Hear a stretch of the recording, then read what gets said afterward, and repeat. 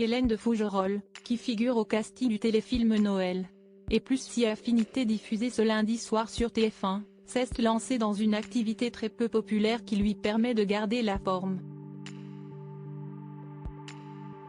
Ce lundi 20 novembre 2023, à 21h10, TF1 propose à ses téléspectateurs un téléfilm de Noël, puisque la célèbre fête religieuse approche à grands pas. Un téléfilm intitulé Noël. Et plus si Affinité, dans lequel Hélène de Fougerolles tient l'un des rôles principaux. L'occasion de s'intéresser à l'actrice, notamment à cette interview accordée au magazine Point de Vue cet été, dans laquelle elle révèle ses méthodes pour rester en forme et ainsi garder ce corps de rêver.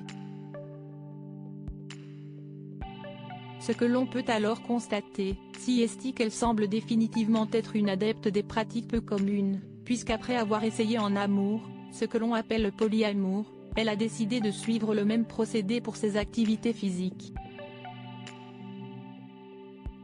En effet, Hélène de Fougerolles s'est mise au DHA Yoga, une discipline totalement méconnue inventée par l'instructeur de yoga Samuel Ganès, qui s'avère être un mélange d'art martial et de postures chorégraphiées qui portent des noms d'animaux. En effet, on passe du lézard à l'aigle pour arriver au sanglier au paon, et on renforce, sans s'en apercevoir gainage, souplesse et respiration. Un sport dont elle ne peut plus se passer.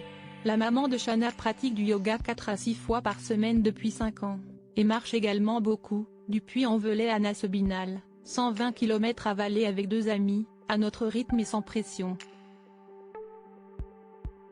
L'ancienne star de série Balthazar surveille également son alimentation. Je suis plutôt végétarienne mais je ne m'interdis pas saumon ou autres maquereaux et sardines, excellent pour les oméga 3, surtout ceux que vend ma sœur qui a ouvert une poissonnerie sur le port de Watt, île située au sud de la Bretagne, note de la rédaction.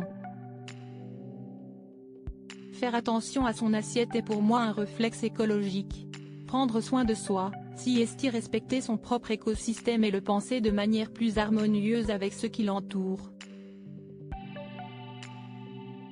Hélène de Fougerolles a pourtant connu des périodes très difficiles dans sa vie. Mais elle semble donc avoir réalisé à quel point il était important de faire attention à son corps, pour que la tête suive.